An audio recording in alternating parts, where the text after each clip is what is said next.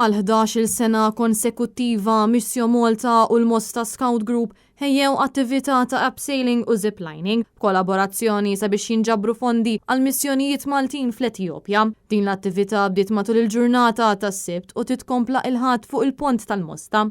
Il-Group Scout Leader tal-Mosta, Sean Bartolo, tkellem aktar dwar din l-attività li żgur toħloq element ta' adrenalina u għali għal din l-attività ġew imħarġa 60 volontira għas-sigurtà tal-parteċipanti. L-attività tal-lum hija abseiling u zipline li ħankunu qegħdin nagħmlu ġewwa il-Mosta fuq il-bridge tal-Mosta fuq ekku fuq Witil-Asel fejn għal 11 sena konsekuttiva li f'met ovvjament kellna sena li qbiżna minħabba l-Covid, in-nies il-pubbliku huwa mistieden li attendi għal din l-attività biex fl-aħħar mill-aħħar jipparteċipa f'kemm l-abseiling jew iż-zipline. Min-naħa tiegħu il-kap tal-komunikazzjoni u ġbir ta' fondi ta' Missio Malta, Robert Farrugia, qal li wħud minn dawn il-fondi se jintużaw sabiex tkompli tinbena skola fl-Etjopja, kif ukoll proġett ġdid ta' skola ta' taħriġ għan-nisa. Barra minn hekk il-kumplament tal-fondi li se jinġabru waqt din l-attività ser imorru għall-iżvilupp ta' Vocational Training Center f'Meki kif ukoll razzett tal-Mos f'Mdibir l-Etjopja fost proġetti oħra.